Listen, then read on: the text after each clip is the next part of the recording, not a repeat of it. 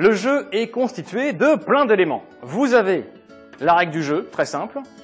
Vous avez un vaste plateau de l'Europe. Chaque joueur va avoir des petits wagonnets colorés rigolos à sa couleur, des gares également à sa couleur, un marqueur de score qui fera le tour du plateau. On a aussi des cartes wagons colorées qu'on jouera durant la partie, et puis des cartes destination qu'on va conserver secrètes pour marquer des points.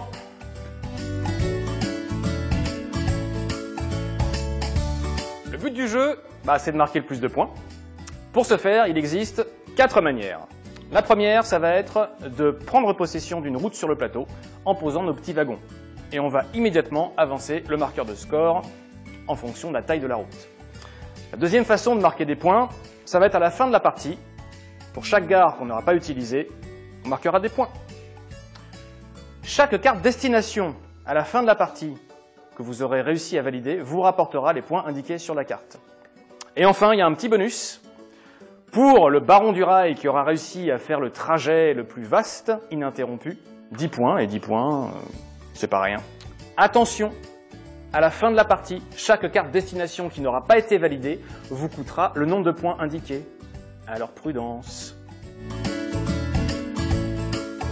Avant de commencer à jouer, chaque joueur va se munir de ses 45 wagons colorés, de ses 3 petites gares, de son pion de score qui va se promener sur le pourtour du plateau durant la partie. On mélange les cartes wagons, chaque joueur en pioche 4. On dispose ensuite les 5 premières à proximité du plateau. Enfin, chaque joueur va piocher dans la pioche de carte destination route régulière 3 cartes, puis une carte dans la pioche route longue. Sur ces 4 cartes destination, il faudra en conserver au moins 2. À tour de rôle, chaque joueur peut effectuer une et une seule action parmi 4. Les actions possibles sont les suivantes. Je peux piocher des cartes wagons. Je peux poser des wagons à ma couleur sur le plateau. Je peux construire une gare à ma couleur. Et enfin, je peux piocher de nouvelles cartes destination. Si à mon tour je décide de piocher des cartes wagons, je vais piocher 2 cartes. Chaque carte peut être prise soit parmi les 5 visibles, soit dans la pioche. Si je prends une carte parmi les 5 visibles, je la remplace immédiatement par celle du dessus de la pioche. Les locomotives sont des cartes jokers qui remplacent n'importe quelle couleur de carte wagon. Si je prends une locomotive à mon tour, c'est la seule carte que je prendrai et mon tour s'arrêtera immédiatement. Et si 3 locomotives sont visibles parmi les 5, on enlève tout et on remplace par 5 cartes nouvelles.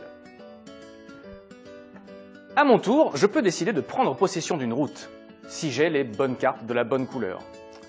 Par exemple ici, la route qui relie Bucarest à Constantinople est composée de 3 espaces jaunes. En défaussant 3 cartes jaunes, je vais pouvoir poser 3 wagons à ma couleur. Cette route est désormais à moi. J'aurais pu, si je le souhaitais, remplacer l'une des cartes jaunes par une carte locomotive, car comme je vous l'ai dit, les cartes locomotives sont des jokers. Après avoir posé mes wagons, défaussé les cartes, je vais marquer mes points. Une route de 3 espaces va me rapporter 4 points, car en fonction de la taille de la route, je marquerai plus ou moins de points. Une route d'un espace me rapportera 1 point, à l'inverse, une vaste route de 8 espaces me rapportera 21 points. Si un tronçon jaune me forcera à défausser des cartes jaunes, sur un tronçon de route gris, je défausserai la couleur que je souhaite, mais toutes les cartes devront être identiques.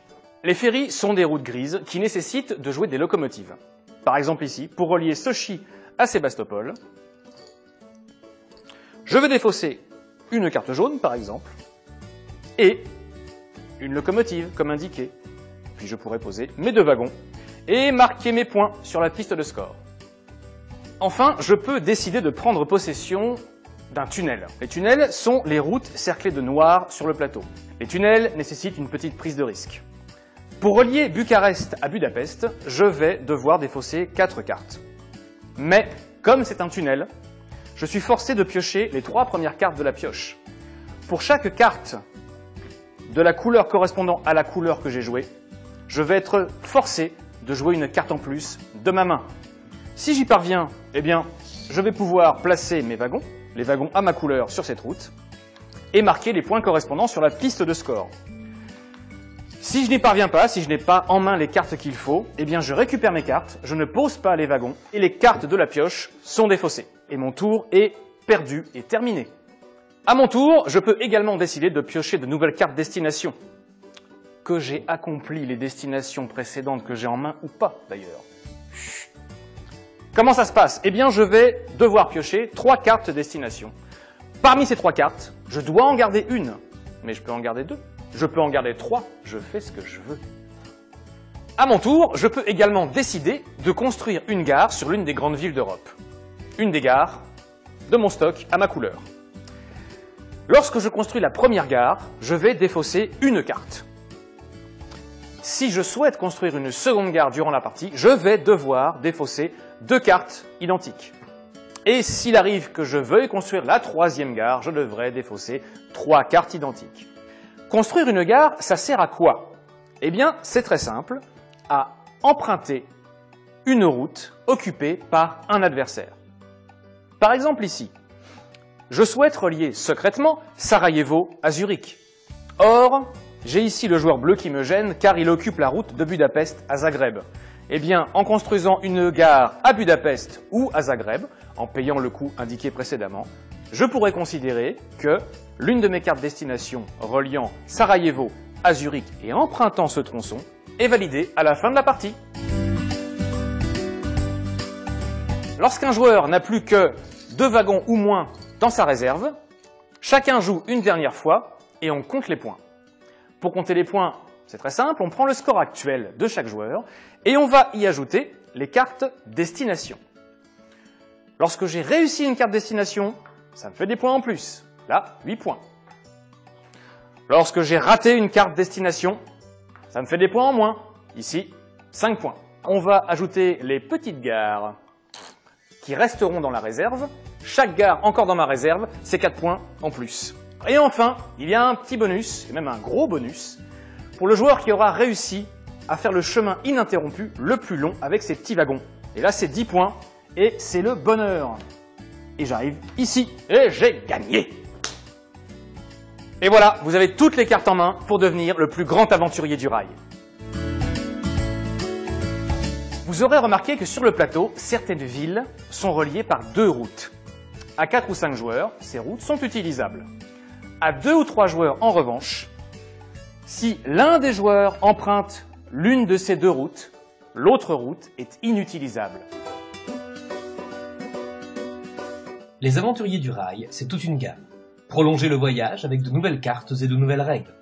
Vous pouvez retrouver l'intégralité de la gamme Aventuriers du rail sur tous les supports numériques.